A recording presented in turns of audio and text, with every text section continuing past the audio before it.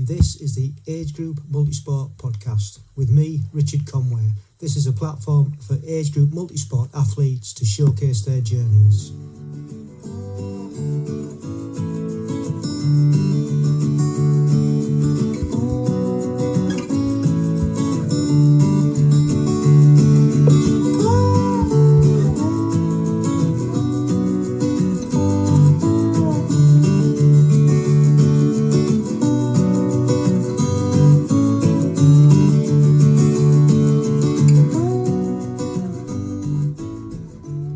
I found the picture the other day, actually. I was showing my kids that I found the picture of me and my dad doing the marathon together, and then it was when Flora advertised, sponsored the marathon. Yeah. And I found kind of like the plastic bag still that had all the stuff in it. So it was actually a really nice memory then. Welcome back to another episode of AMP, and that was this episode's guest, Hannah Storm, making memories. And that got me to thinking, after recording that episode with Hannah, that it's pretty much what this podcast's about, to be honest. It's about making a memory, so in the future, when we may or may not be around anymore, people can look back at this and listen to the podcast and reflect and hear all these fantastic stories that are close to their hearts and their family. Pretty deep, I think. Doesn't really seem much at the moment, but I guess, yeah, like I said, in the future, I think it'll be something to cherish. In fact, that's what I hope anyway. That's what I hope. It's something that people can cherish and reflect on. And so yeah, this podcast is actually a reflection and bringing back memories of what's gone on in the past, how we've got to where we are. And it involves so many people as we go along this journey. Family, friends, teammates, they're all part of it. And I think that's what makes this sport special. It was really nice to speak to Hannah. She's had a relatively short journey in the multisport world, but she's been doing sport a considerable amount of time. Started off as a runner and has done over 19 marathons. And then injury, like what happens to a lot of people, made her stop. And it was at that point that she decided that she needed to get back on the bike and do something for her mental health and mental well-being, which we go into, which then led to her trying multisport, duathlon and triathlon. And in a short period of time, she managed to qualify for her age group for the GB triathlon team, and she raced over in Australia last year. So we talk all about that. We talk about mental health and well-being, and how sport helps, and we discuss what the plans are for the future. So that's coming up. On a personal front, training's going well, and as I spoke about last time, I'm doing this Zwift 12-week build me up plan, and I never seem to be off the turbo.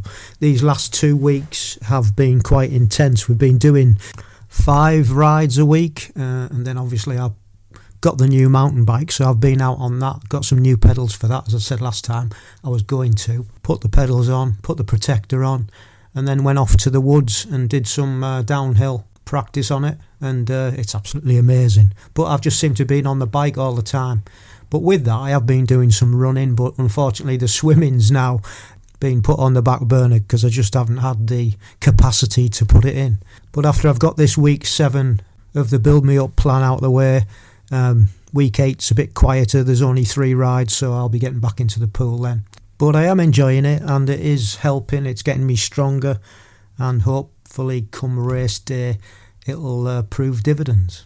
So as I said, I qualified for the Worlds and the European Cross Duathlon, and the European has finally been announced, and it's over in the Czech Republic in August, and it's being put on by Xterra. So basically the European Cross Duathlon and Triathlon are going on the back of the Xterra events in the Czech Republic, and it's in a town called Prakatic.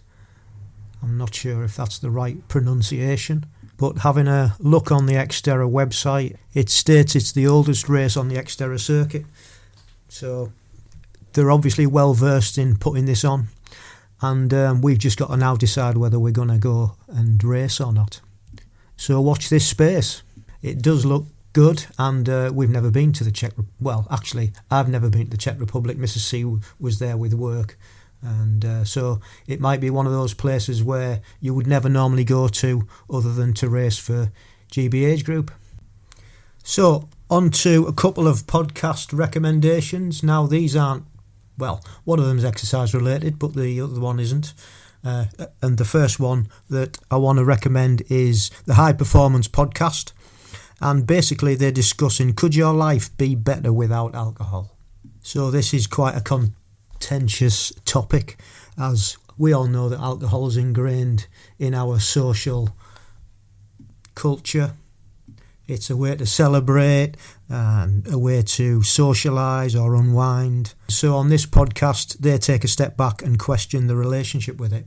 And nothing that I haven't heard before, and it's quite interesting. So if you're interested in maybe finding out more, give this one a listen. Really, really interesting. And the second one that I'm going to recommend is Nutrition Facts with Dr. Gregor. And basically this one is about exercise as medicine. And I've listened to part 1 so far. And he discusses how much exercise is enough, how the evidence supporting the overall health benefits of physical exercise stack up, and what role does physical activity play in longevity in terms of combating ageing. So a really interesting podcast. I'm looking forward to part 2. So that's this episode's recommendations for you guys. Give them a listen if you're interested in longevity or you want to cut down on alcohol.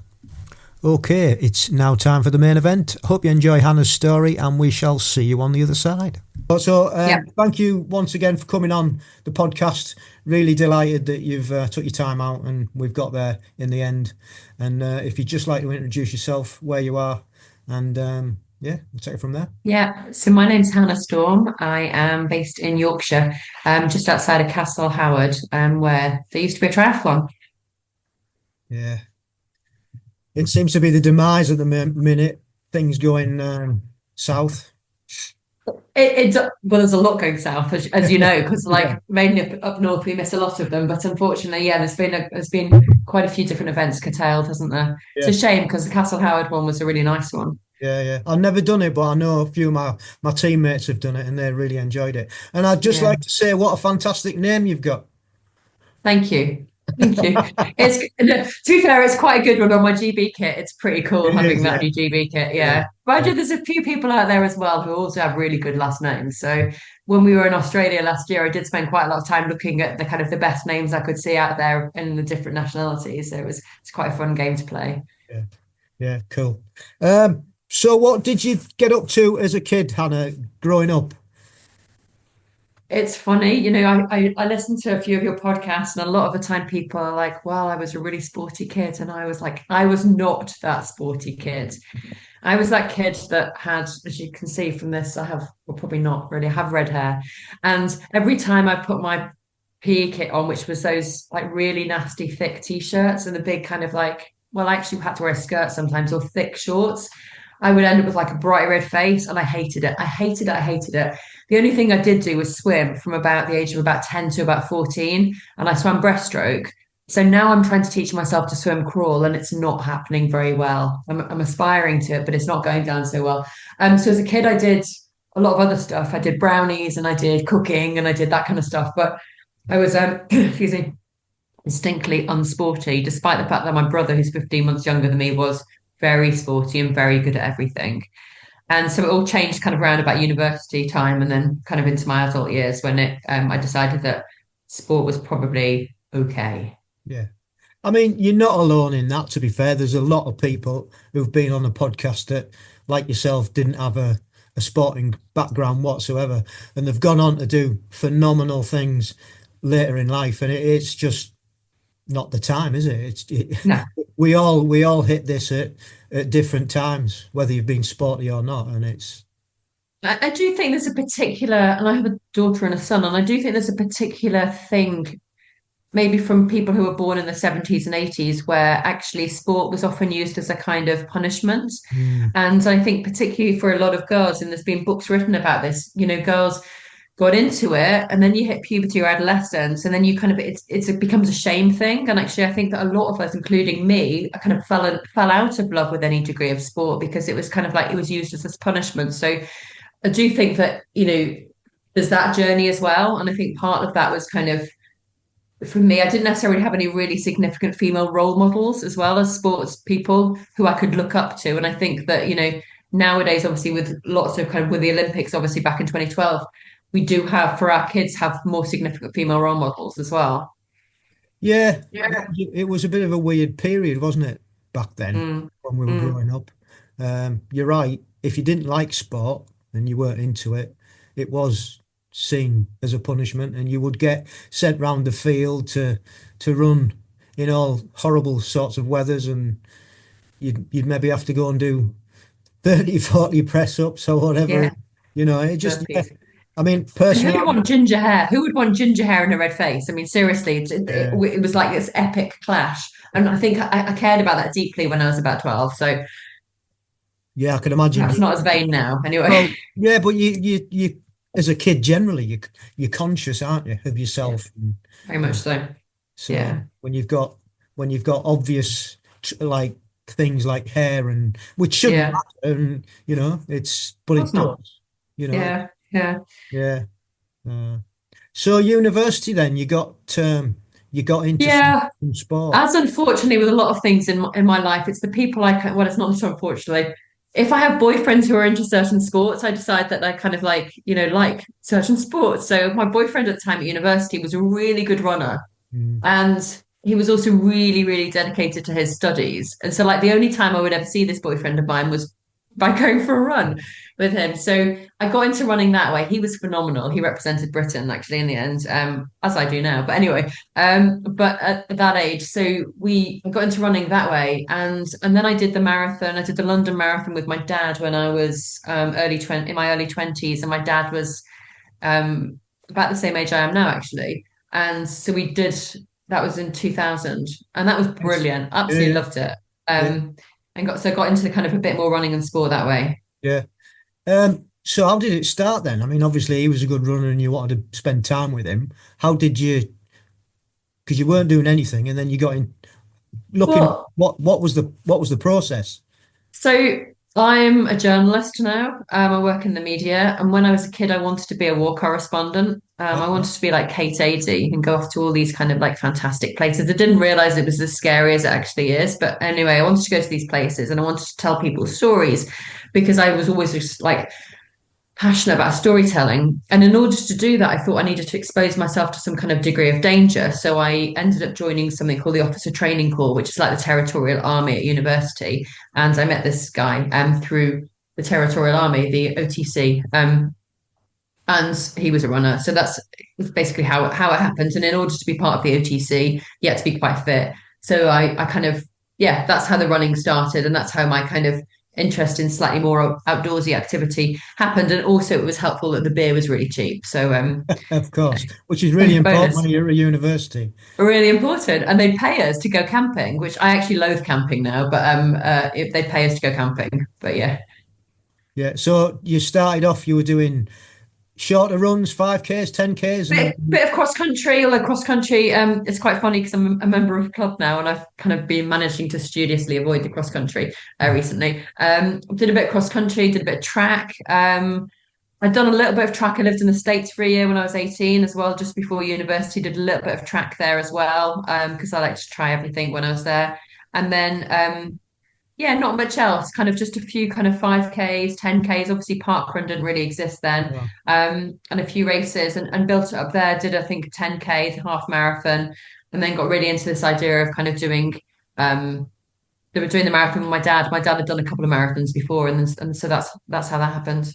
Yeah, excellent. What a memories to have Yeah. doing that with your dad. That's I fabulous. found the picture the other day, actually. I was showing my kids it. I found the picture of me and my dad doing the marathon together. And then the kind of, it was when Flora advertised, Oh Flora yeah, sponsored the yeah, yeah, marathon. And yeah. I found kind of like the plastic bag still that had all the stuff in it. So it was actually a really nice memory then. So cool, yeah. So where did it go from there then after you'd done your marathons, and what did you So I continue to did, run? I think, London in 2000. And then I carried on pursuing this dream of being a war correspondent or a foreign correspondent. So I moved overseas in 2003 and did a bit of sport, a bit of running, kind of just to keep myself fit. Sometimes I traveled to places which weren't that safe, so I couldn't really do much sport then. So it was sometimes indoor treadmill or nothing at all. And that was kind of around 2003 to 2006. And I did the occasional, I think, run still then, but really kind of in the, I guess, kind of late 20s, early 30s. I had a child when I was about 29. Nothing really happened. I didn't do as much sport as I wanted to. And then when my daughter I was a single parent for a while. My daughter was quite little. Parkrun started, and we were literally living around the corner from Bushy Park. And I had a really nice community of friends. I joined a club called the Stragglers, which was down in Kingston near London, and got more back into running then. And actually had a time when I needed it for my mental health. And I really started to appreciate what it meant to my mental health. So that was, I guess, 2009, 10, 11, 12, around there. And I did a couple more marathons. I did okay at a couple of the marathons. Not like brilliant, but okay. Did an ultra marathon. I think did a 50k ultra marathon. And then I bought a bike. So I was living in Kingston, bought a bike in 2012, rode it twice, fell off on Richmond Park, forgot to unclip, didn't really realise what the clips were, or cleats were. And that's standard practice. You're not a proper standard practice. You haven't done that. But it's not standard practice to then put your bike away in the shed or garage for 10 years. So we'll talk about that in a bit. But so I carried on running, did okay, got a bit better around 2012, 2013, as I say, had another baby in 2015, and kind of the running kind of fitted in and around that. And then kind of come 2016, 17, 18, I got quite unwell again with my mental health. And ultimately I was diagnosed with PTSD, so post-traumatic stress disorder, from experiences I had related to my journalism. I'd been exposed to some pretty awful things in my journalistic career. And running actually became my lifeline. I fundamentally believe that running probably saved my life. And it was incredible, absolutely incredible, just to be able to have that kind of thread through my life and realize kind of how important it was. So, and then the cycling comes back into the picture about 2.5, 3 years ago when I was training for the York Marathon. And because I'm not as young as I used to be, I got injured. And my friend said to me, I think you probably need to get back on the bike, because my friend saw that I was kind of not in a great state. And he managed to teach me to clip back in. So that was October, I guess, 2.5 years ago, I think. And then I, back to the boyfriend from university, I'd seen that he'd done some of this age group stuff. Okay. And I'm quite competitive. We had this deal going on when we were at university where, you know, whatever time he would do, I would do the time plus a certain percentage. And if I won that percentage, then I'd win. I don't know what I'd win, but anyway. And I saw he was doing that. And his girlfriend was doing it too. And I was like, you can do this. And I did. So having literally learned to cycle again properly the few months earlier, I thought, oh, I'll just enter a duathlon. And I entered one doesn't exist anymore, called Triathlon&Duathlon, up in Newcastle. Did that, loved it. Especially I loved the end bit because I could run fast at the end because I was a decent runner. I could beat all of these people. I was like, yay. And then I entered another one the following year in, I think, the March or April, and it was a qualifier. And I quite liked the vibe at the qualifications, and I just loved the community. I've never really met people like this. The ultra people are quite similar, the ultra marathon runners. You know, it's not as kind of, it's just a different type of person. And then in October the following year, I think at Thruxton, I qualified. So it was pretty cool. And then that took me to Townsville in last year. Yeah. So basically 2 years between learning to cycle. It was less than 2 years between learning to cycle and going to Townsville. Which is an amazing achievement. But just backtracking then. So you found out that age group existed. You knew it was there and it was available. What was the progression? How did you, to get to a qualifying race? What was the process? Well, I found it as it existed. I realized I needed to go on the BTF website. I love a challenge. I mean, I've always loved a challenge. So I was like, right, I'm going to set myself a challenge and see if it's possible. Yeah. I met all these people and they were like, well, you're quite a good runner. You need a bit of work on your bike. I still need a lot of work on my bike. But they were like, well, there's no reason why you couldn't. So I think just going to the first one, the first two people were like, do you realize this is a qualifier? And I think I kind of had realized it, but not like really kind of like committed Had you to it. registered for that? Not in the, I think my first one was maybe not even a qualifier. I think it was like I'd done the try on the time, and then the following year I'd done Western, I think it was called Western Park. Western Park, yeah, yeah. Didn't like that one because it's a bit too cross country for me, that was. And then I know a bit hilly, despite the fact I live in Yorkshire. And then I think I might have qualified because I was like, in for a penny, in for a pound type thing. And then Western Park, and then I did, I think, Darley Moor. Yeah. And then I think I did, Western, Darley Moor, and Thruxton. And I qualified at Thruxton. Yeah. Yeah. Good. But I got a proper queue. I'd got the percentage, I think, earlier on, but then I got a proper queue at Thruxton. Yeah. What age group are you in? Ancient. Come on, you're not as old as me, so I'm in the 45 to 49, which actually it's amazing, but by God, it's competitive. I know you speak with anybody, but we've just had the amazing and wonderful and fantastic Karina Kaufman moved up last year, and Joyner Handy, who we talked about before we started, she was coaching me last year, and she coaches Karina. And it's just, I mean, those two women are phenomenal. So it's a lovely, supportive. I've got people like Martha in my age group, kind of lovely, supportive group. But yeah, hardcore. Yeah. And I'm right in the middle now as well. So I'm kind of like, I'm looking at these young kind of whippersnappers coming up, kind of going, oh, you're a bit fast. I think everybody you speak to, their age group's pretty much the same. Yeah, of course it is. And of course it is. As you get older, you think, oh, it might tail off, but it doesn't seem to be tailing off anytime soon. I mean, not by the looks of things. Unless you get to like 75, 80, you know what I mean, then the numbers drop a little bit. But, even in the 65 to 70, it's so competitive and they're just so quick as well. So it's phenomenal and it's so inspiring. And I think that's the thing for me is it's just like we all come from different backgrounds. This analogy of kind of like, we're different boats, same storm type thing. We're all aiming for something, but we've all come from different backgrounds. We've got different capabilities. We've got kind of different amounts of time to train. We've got different family setups, this, that, and the other. But it's so inspiring. And I think that for me at the moment, I feel like I'm really new to this. And it's lovely to be really new at a time of my life where other things aren't new. So I'm still kind of navigating, so I qualified for sprints.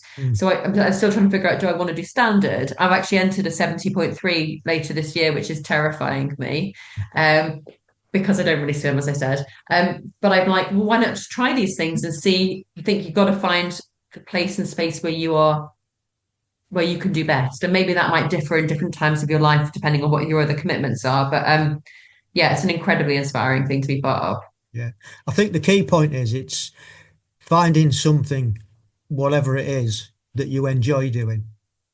Absolutely. And remembering. Because you can be good at a certain event, but you might not like it. So you could be good at like middle distance or longer distance, but you might not like that. You might prefer to do the shorter distances, or it could be the other way around. So for me, the key thing is that you enjoy what you're doing first and foremost, and then it doesn't become a chore. It's just like, we're on this, we're going to try. Angie said to me last year, we were talking, and I hope she won't.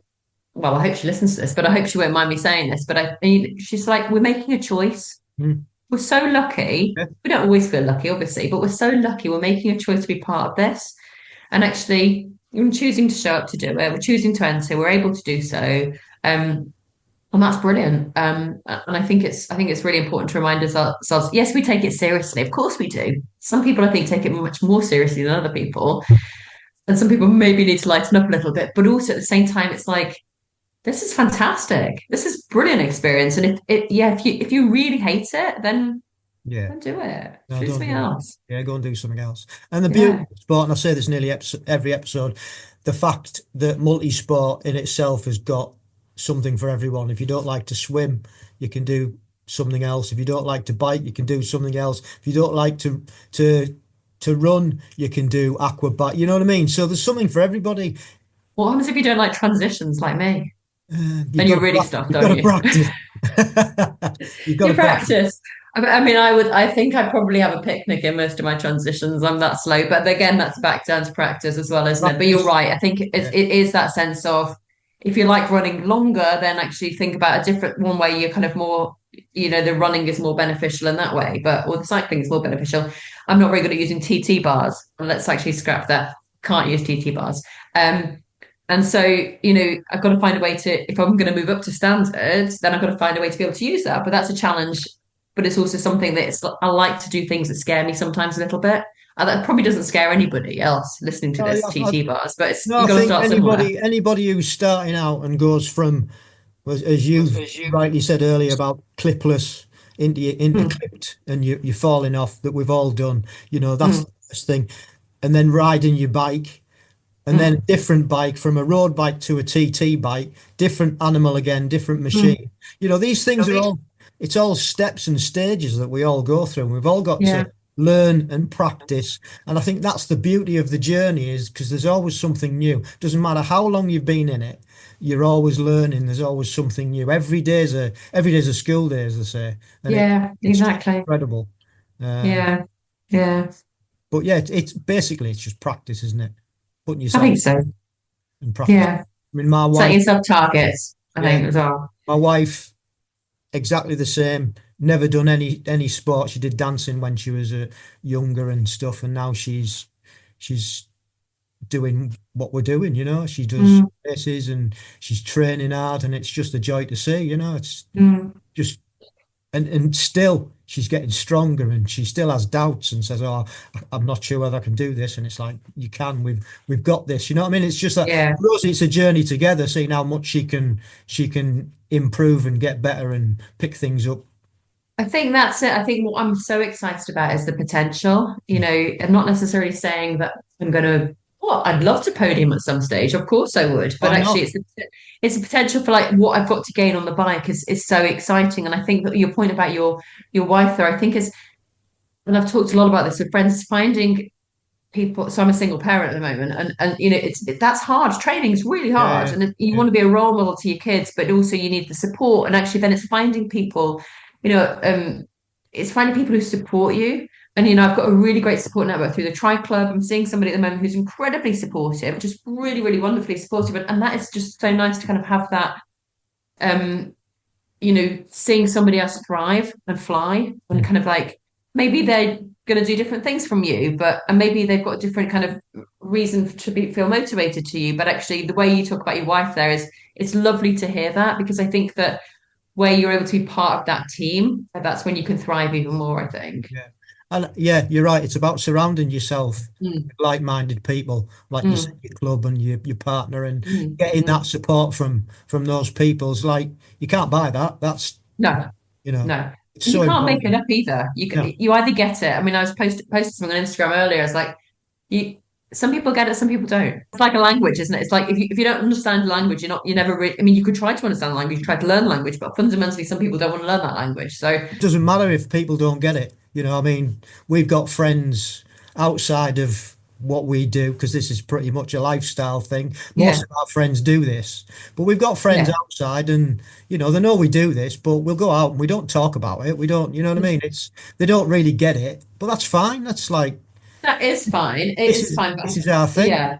you know. And we're all different, and we all have different things that float our boat. But actually, I guess my point is that it makes it so that if those who are really part of your close-knit community get it and understand it, even if they don't always kind of get it, and they don't kind of like, they're not there all the time, it's helpful. It is helpful to have Oh, that kind of, that yeah, sense of camaraderie and community around you. So, I mean, I think that, for me as well, just that sense of how important it's been to my well-being as well. I think you talked about kind of the idea of it being very much part of you, and it becomes part of identity, right? yeah, To some extent. And I think that the physical health and the mental health for me are two sides of the same coin. And if I don't have one, I don't have the other. And this has been so beneficial to me for that as well. And being able to speak a bit more openly about it in the work I do in the journalism I just still work with journalists around mental health and well-being, but also in the kind of sports field as well, just recognizing that some days are really tough, and having sport as a tether, so we're not beating ourselves over, beating ourselves up for it, but having sport as that thing that can sustain us, and that thing that makes us excited, and that challenge we can set, and that thing that we can aspire to is so important. And it's so nice to hear people on your podcast like Andy is part of my club as well, kind of just talking about Andy Holiday from a few episodes ago, talking about mental health, because I know that it's a lot more difficult a lot of the time for guys to talk about it. And, perhaps less so for other people. So I think that's a really beneficial conversation to have. Yeah. It's an out, isn't it? It's a I always use the analogy of I did Aikido for 10 years, and the sensei always used to say when we got on the mat, right, you come in and you do the session and you just empty your teacup, and you're just focusing on what you're doing. And if you're in the zone and you're in the moment, exercise is running, biking, swimming, transition training, exactly the same. You just focus and you forget about everything else, and that's the release, isn't it? Mentally, that's the release. Yes, all right, when you get off the bike or you come in from the run, your issues of the day or whatever is still there, but for that hour or whatever, they've gone. You've forgotten about them, and that just shows the power of the mind as well, that you could actually do that when you're not actually doing physical exercise. Mentally, you've just got to train yourself to switch off and not worry. And I know that's not easy for a lot of people, and it's quite a task, but it's about being in the moment of whatever you're doing, and then you don't think about everything else. I'm going off on a tangent now.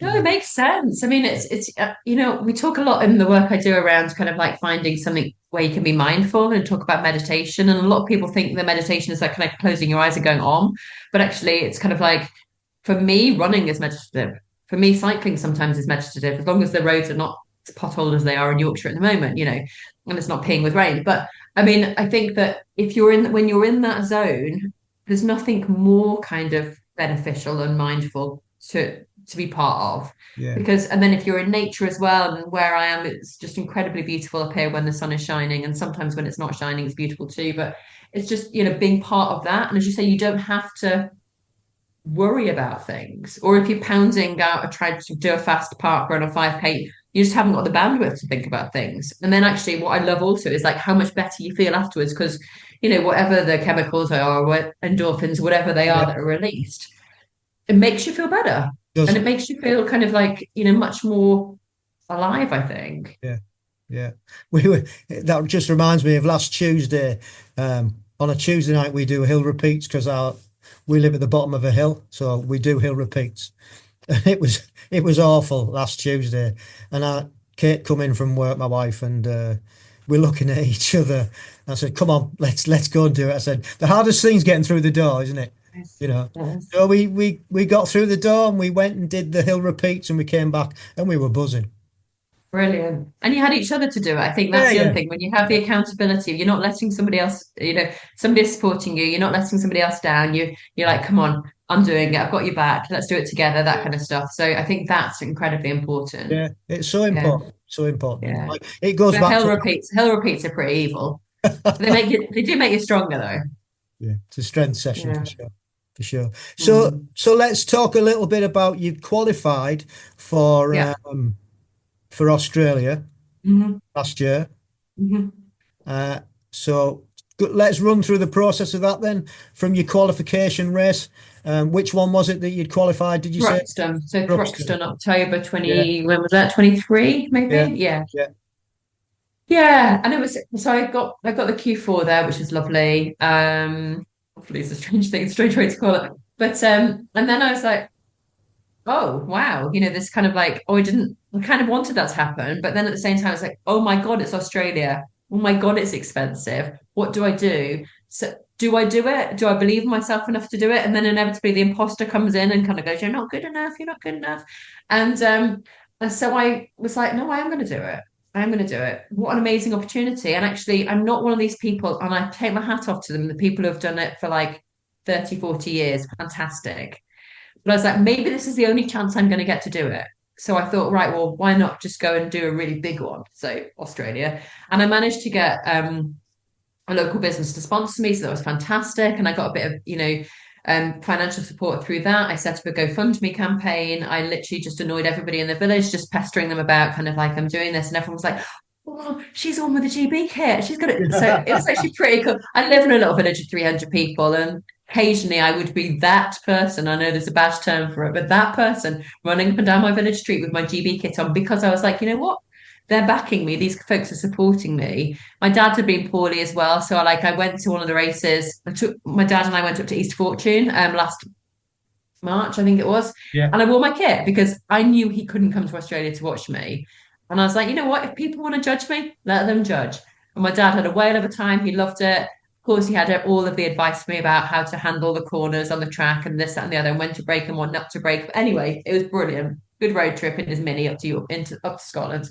And so like I set myself a couple of different races from between Thruxton and going through to Australia, committed to it, knew that I had a lot to learn. I met so I was for the last few years I've been coached just for running by a guy called Ian, who's based over in South Africa randomly. But then I met Ange at where did I meet Ange? At Bramham, actually. I live not that far from Bramham. So we did the Duathlon last spring.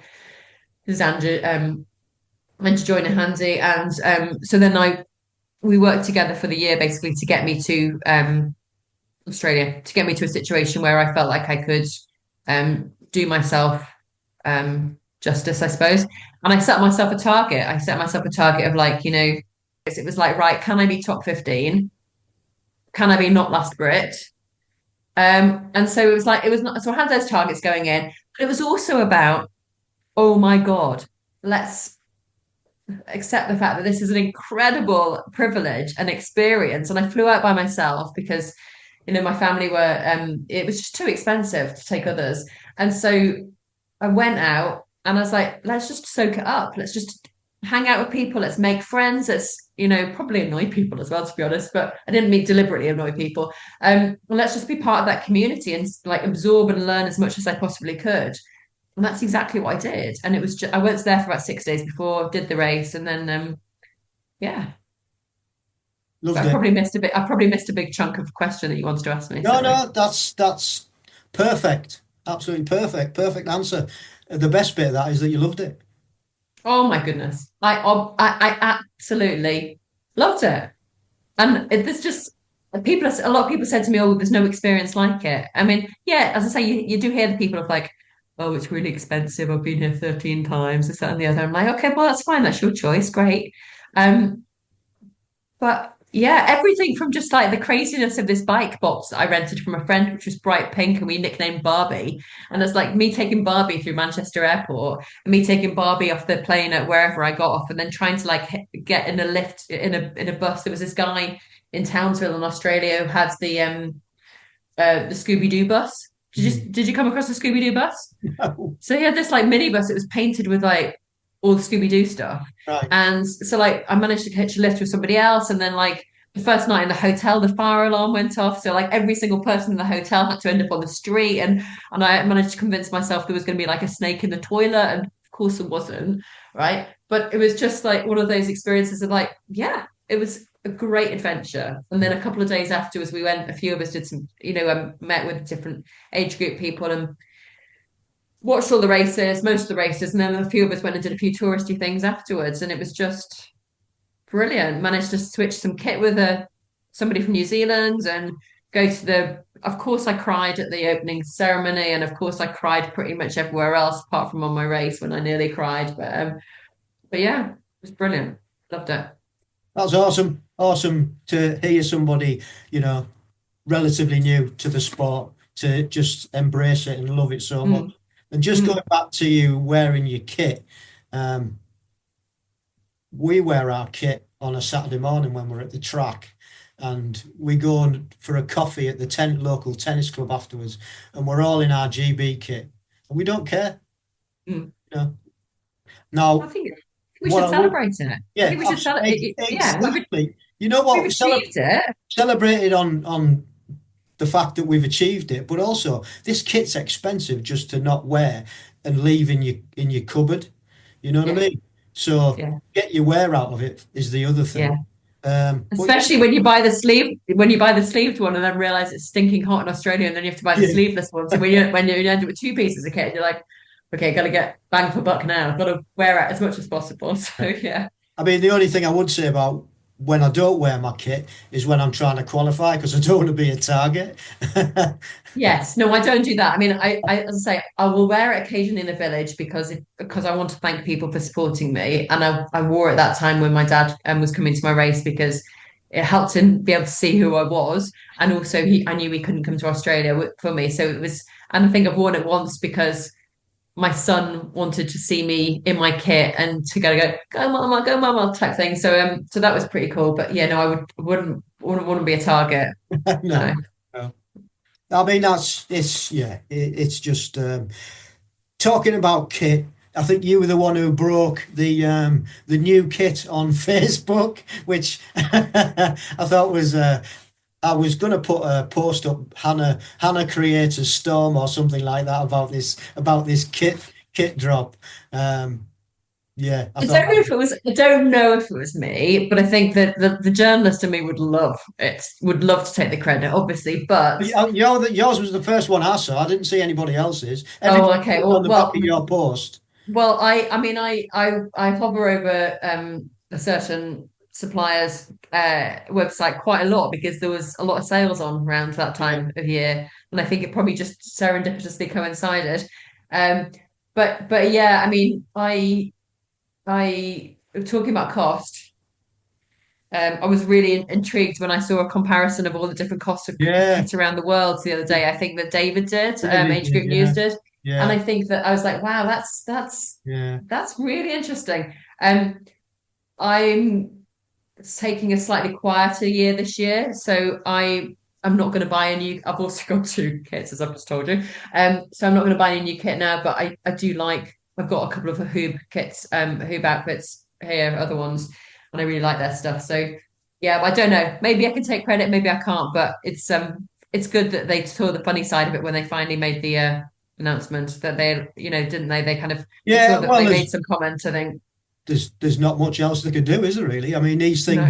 these things get out, and they've done well in recent years when they've had new kit out. That Mm, it's never been an mm, issue. But who being a British company, um, mm, which is great as well. I think mm. good quality, Yeah. good company, and British company, but you're gonna have to pay for it. We are. Just add it to the bill. Add it to Yeah, the tab, I think, isn't it? Because it's I mean it certainly is not. I'd love it to be a sport that was slightly more inclusive in terms of financially viable. Obviously, I think a lot of us would. But I think that, it is quite expensive. I've only got one bike. I mean, a lot of people have got more than one bike, and so I think you talk about kit and it's just like it can very, very quickly become an all-consuming financial outlay, can't it?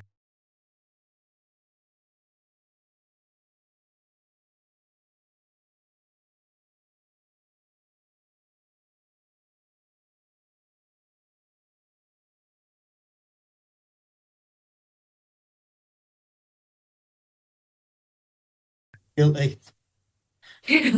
How many have you got? Never um, enough, right? Never enough.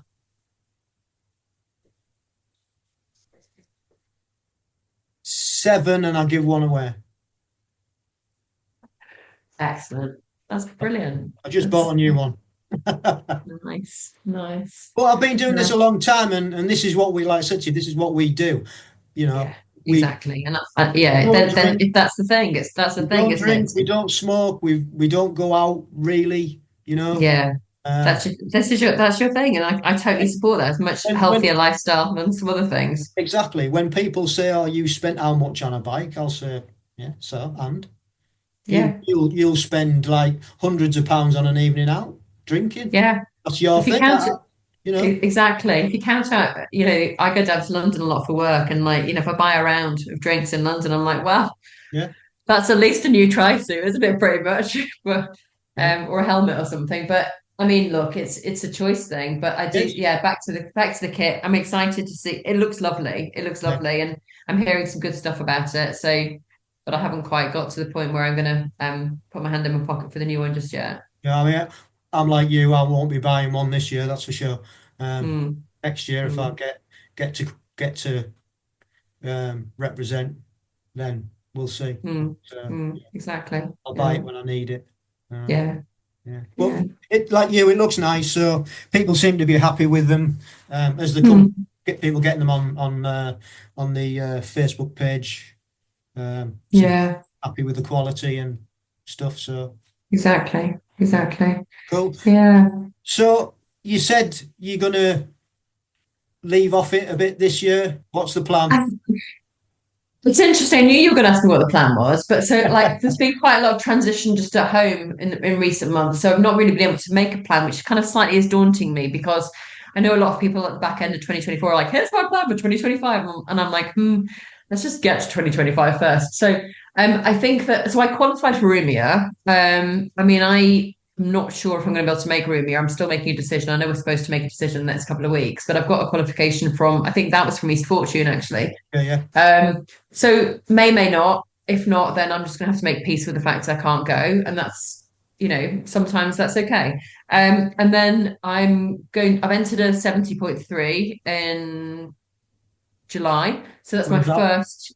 That's up in Yorkshire, up in Ellerton, which is actually so it's like it's called the Cleveland Stillman. And so that'll be fun. I need to learn to swim a bit better first. And then I'm going to try and do I've got a couple of targets in terms of times for marathon. So I want to get my marathon time down to 3:30 if I can. And then yeah, I mean, I ideally probably like to do a couple of others, but I don't know that I want to go to Abu Dhabi next year. I know a few people are like that, like Yeah, that, but there's a lot of there's a bit of discussion discussion, isn't about. there, on the Facebook Yeah, page, and it's not necessarily, people have got their own different reasons for that. That's fine. I don't know that I want to go, and I think my daughter's doing her A levels this year, so probably kind of just focusing on a fewer things closer to home would be more sensible. And then I've got some big hopes, I think, for next year. I think that I want to do, I'd like to qualify. If I can qualify this year, great. I think there's a couple of qualifiers I'm going to do, maybe more for the Europeans. And then next year, I'd like to scale up a bit and see if I could be interested in middle distance, maybe do an Ironman. Although I promised myself I'd never do an Ironman, but I might. I might even try one of the qualifiers for triathlons this year. Actually, that's very ambitious, given as I say, I literally swim like I don't know. I was going to come up with an analogy of something that doesn't swim. I was going to say a sloth, but actually sloths can swim quite well, far better than me anyway. So yeah, that's kind of slightly quieter, but actually still keep on with the training. And I think what allows me to do this year is actually to get stronger on the bike. yeah, So if I'm doing a lot of Zwift at the moment because of the weather, if I can get more confident, and we were talking about pedals before, I'm still on my mountain bike shoes or my road bike, which is quite funny in transition because I'm very slow. But actually, it means that I can still run a little bit in transition. And it means that I'm much more confident on my bike than I would be. But I need to get onto proper road pedals. And then I want to try the TT bars. So it's more about let's consolidate the yeah, learning of 2 years because I've kind of done not super well, but well enough to qualify. Now let's consolidate this year, try a few. Maybe I want to do different distances and different disciplines, and then let's make a plan for. So I'm 47 now. So I think I'd have one more year before I then go up. So make a plan for when I move up an age group, basically, and then take over the world. No, but then and then maybe like try to aim for a podium somewhere. I think. it's very wise because you have come a long way in a short time, and life Mm. does take over. Yeah, In yeah. certain times, and you've got to give yourself some grace, haven't you? And realize, and I think what you're doing is backing off is, very wise, especially if you Mm. want to try like triathlons and get Mm. your swim sorted out. And you mentioned marathon, and Mm. because that's no easy task, is it? Trying to get marathon training in around everything else. It's just like, Well, I've done 19 marathons now. So, yeah, I mean, so that's not as many as a lot of people. So I'm kind of fairly familiar with marathon training. I've got a treadmill. Suspect at the end, when you ask me my best piece of kit, it might be my treadmill, because actually the treadmill allows me to do a lot that I wouldn't be allowed to be able to do it otherwise. yeah, But yeah, it's a still, yeah. I'm really fortunate that my mum and dad don't do a multi-sport because they're not listening to this podcast right now. But I have said to them I won't do any more marathons. So if my mum and dad happen to be listening, I'm not really doing any marathons, mum and dad, honestly. And so, but I think it's that finding that balance of like doing enough training to do okay, supplemented with a bike, and then doing enough training to know that actually it's helping my mental health as well. Yeah, it's just I think you just gotta like. I think you're doing exactly the right thing, backing off something and letting other things develop, like like we said, possibly swimming, going back into your marathon, going longer distances, because the swimming in itself, if you want to become competent, you're going to have to put the time in. As you've got, because technically it's the hardest thing to learn within the multi-sport. So unless some people can just pick it up and just get it. You know what I mean? I don't think so. I was talking to you might know them, Fran Recchia the other day. So Fran's an whatever, one of them, age grouper. And she lives nearby, and she was talking about the idea that swimming is interesting because, like, on a bike, you can generally see what you're doing. Running, you can generally see what you're doing. But when you're in the water, you just got like you go blind, right? And so actually, it's technically it is the hardest thing, and it can make so I can swim now quite a long way. It's just I can't get my speed up. So obviously, technically, I'm doing something that I need help with, and so I'm looking to that. But again, finding the balance to make sure it doesn't completely consume my life, making sure that I'm present with my family, making sure that I'm kind of doing the work I need to do, all of that as well, and taking it seriously, but not taking it so seriously that it sucks the life out of me. Yes, because it can, once you get something in your head, it can be all consuming. Just definitely. Everything else seems to fade into insignificance. Yeah, having a bit of a laugh as well, right? I mean, because we do this for fun at the end of the day. It's so this, I've mentioned them before, but York Tri Club. I've just joined York Tri Club recently, and they are from what I know of them, they just seem such a lovely, supportive, embracing group of people. Embracing is maybe not the right word, but I just encouraging group of people. And there's all different types of people in that club, and it's like let's just enjoy it. Let's all set ourselves different challenges. And like a lot of the folks are doing the Leeds Ironman, so because obviously we're up here, a lot of folks are training for Leeds Ironman, which is amazing, and I have massive FOMO now. But also it's like we're all coming at it from a different place. So let's just try and, support each other. And once it becomes a chore, then perhaps we need to have a word with ourselves. Yeah, just back off. Yeah. Well, although it's been a short story within the multi-sport, time scale, it's nonetheless been really inspiring to hear how much you've come in such a short time. Thank you. So you've done really, really well. And thank you. I'm sure you'll just continue to grow and learn as we all do. And you'll be wearing that GB kit. If it's not this year, it'll be sometime in the future. Well done for what you've achieved so far, because it's no mean feat. Thank you very much. No, it's great. It's encouraged by folks like you, just kind of who just as newbies, we really look up to people who are kind of well established in the communities. Or I speak for myself, I think we do, and I think it's just lovely to have that environment where we have that community. And there's people who I count now as really treasured friends in this, and even having only done it for a couple of years. So I hope that Storm will keep on storming her way through different races, but we'll just have to take it as it goes, really. That's all you can do. Just take it as it comes and just keep enjoying it. Exactly. Keep emptying your teacup. Yeah, exactly. Cool. Right, so we'll go on to the quick-fire questions, and the first one is, what's your favourite bit of kit? Which you've probably already told me. Treadmill. What treadmill have you got? Because we were looking to get one, but my wife... I think it's a Go Noble Pro. I think. I'll make it up. I think I got it about, so where I live also, I live down the end of a track and it gets very, very icy. And so I think I got it about 2 or 3 years ago. I did check for some neighbours recently and it's gone up quite a lot in price, but it's ace. It goes up to about 20% and it also goes up to about 20 kilometers an hour. So if you want to do some intervals, it's really good. Yeah, I mean, I use the excuse me, one at the leisure centre for that very purpose, intervals, and we do track sessions as well, but I just find that it's more controlled on a treadmill. I get less injury if I'm controlling it. And that's Yeah, long runs as well, to be fair. I can well, I did an control hour the and a half pace. yesterday. Yeah, I did an hour and a half on yesterday, but who's the lass who just broke the world record the indoor treadmill? Sophie Power, Right. and she broke the record for a lot of miles on the treadmill, 48 hours I think on the Yeah, treadmill. yeah. And I mean, I think the most I've ever done is about 2.5 hours. Mine looks out after 100 minutes, which is probably a good thing because I would probably start getting obsessed about how can I go?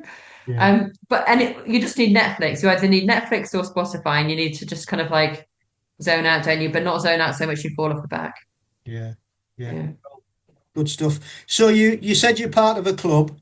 Hmm. Have you had any other than Angie? I guess Angie's your personal coach then, is she? So I'm not coaching with Angie now, Right. at the moment. So I've got a running coach called Ian. So there's a famous South African athlete called Bruce Fordyce who did the Comrades Marathon. So he set up a business called Fordyce Fusion. So Ian's his business partner. I've been working with him for on and off for a few years. So he's seen me to PBs from everything from 5K to a marathon, which is brilliant. Yeah. So I'm back with him again now. And then Andy from the club, Andy Holiday, who I mentioned before, has offered to coach me through my 70.3. So that's exciting. Really excited about that. That was a very high pitched exciting, but yeah. So that's kind of where I'm coaching wise. Yeah. And what does a week of training look like at the moment? About 6 to 7 hours at the moment. I had some pretty bad flu earlier on this year, so I'm kind of moving back to it. It's probably about 35 to 40K running. I probably need to up the bike a bit. It's probably 1 or 2 swims, and then I do yoga. So actually, it's probably more than 6 or 7 hours. It's probably like 8 or 9, including the yoga. I do hot yoga, which is brilliant. And then mainly it's squeezed in between. I work from home a lot of the time, so I have that benefit, which is brilliant. Or in the evenings. Yeah, cool, good. And And park run. I've mentioned park run. Park run a lot Saturdays if I can. I'm trying to get to 250 this year. So people are always amazed how low my number of barcode is. And I'm like, yeah, but I'm taking the longest time possible to get to 250. So and what advice have you got for anybody wanting to get into multisport? try it.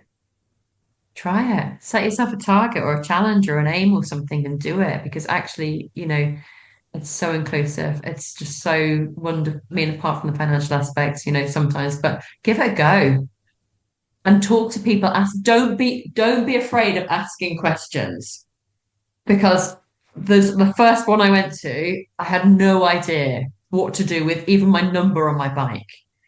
And so, like, don't be afraid of asking people questions because we've all started somewhere. So give it a go because you won't ever know unless you try it. 100%. Great answer. And finally, we've sort of like skated around your short-term goals. What's your longer-term goal? What do you want to do longer term? I would like to represent GB in the next age group up, so my 50 to 54. I'd like to represent GB if possible at duathlon and triathlon. And I'd like to represent GB at a different type of duathlon, so be that standard or middle distance. And my ultimate goal, I guess, would probably be to podium. But I think the most important thing is keep on doing it and enjoying it. And once I stop enjoying it, then maybe it's time to look for something else. Yeah, yeah, 100%. Great answers. Thank you. Okay. All right. Nice Thanks talking ever to so you. much. Cheers. Cheers. Okay. Bye-bye. Bye-bye. Bye. A big thank you again to Hannah for coming onto the podcast and sharing her journey. Another age grouper who will inspire others to have a go, even if they haven't been into the sport that long. Hannah's just shown what can be done in such a relatively short period of time. And good luck to her with everything that she's got going on in the future, whether that's marathon, longer distance. We'll be following on social media and seeing how she's doing. So that's it for this episode. Thank you once again for listening. We are currently looking for more guests to come onto the pod and share their stories. So if that's you, please do get in touch. Or if you know somebody who races for the country in Agegroup Multisport, tell them to get in touch. And you can do that by dropping us an email at agegroupmultisportpodcast@gmail.com. You can find us on Instagram at amp_1967. We're on Facebook at AmpGB, and we have our own YouTube channel, which is AmpGB. So please do get in touch. Please do like, subscribe, leave any comments, and we'll get back to you as soon as we can. So until next time, don't forget, stay safe, keep training, and love the process.